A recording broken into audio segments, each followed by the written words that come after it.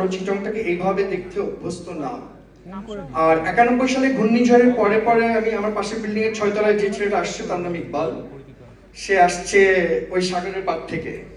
আর যেই সাগরের পাড়ে রমজানের দিন আমি শুটিং দেখতে গেছি, আমরা দেখলাম একটা স্কুল ঘরে সবাই দুইটা বেঞ্চের উপর খালি গায়ে সবাই ঘুমাচ্ছে, একটা নির্দিষ্ট টাইমে রান্না হয়, এখানে নাসির ভাই আমাদের সব কলিগরা। আর ওই জায়গাটাতে আপনি যাওয়ার পর আপনার ঘড়ি এবং আপনার সময় এবং রিদমটা থেমে যাবে।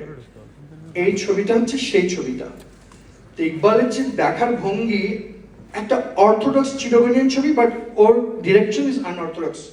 তো আমি দেখছি একটা লুঙ্গি পরে ঘুরে বেড়াচ্ছে আর ও কোনো কথা বলে না, তো একটা শট নেয় তারপর আরেকটা জায়গায় চলে যায়। সো রোল ক্যামেরা অ্যাকশন কি হচ্ছে কেউ বুঝতে পারে না। সো ইকবাল মুভ করে মানে শটটা শেষ। সো এই ধরনের অনেস্টি যখন একটা ছবিতে আসে, তো সেই ছবিটা হাজির করার জন্য আমরা ভাবলাম যে এবারে ছবি করলে কেমন হয়।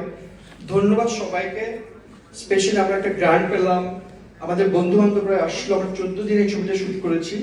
অ্যান্ড ইন্ডিপেন্ডেন্ট ছবি যেরকম করে শুট করতে হয় সেইটার যে example, I think cast and crew.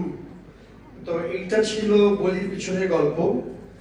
আর আমি বলবো, যদি নাসির ভাই আসলে আমাদের ইকবালের পাশে যে মানুষটা এই ছবিটাকে অন্য একটা উচ্চতায় নিয়ে গেছে। আমরা যখন বুসানে যেতাম, আমরা তিনজন কিন্তু চট্টগ্রামের ভাষায় কথা বলি কনস্ট্যান্টলি। মানে এটা এমন না যে অন্য সময় বলি, আমরা ফিল করলাম যে আমরা হঠাৎ করে বেশি চিটগনিয়ান বুসানে যাওয়ার পর। নাসির ভাইয়ের সঙ্গে দেখা হওয়ার আগে আমরা বুঝতে পারি না যে এই ছবিটা হতে পারে, আমরা ভাবছিলাম একটা ছবি হবে। নাসির ভাই আসার পর এটা কমপ্লিটলি চেঞ্জ।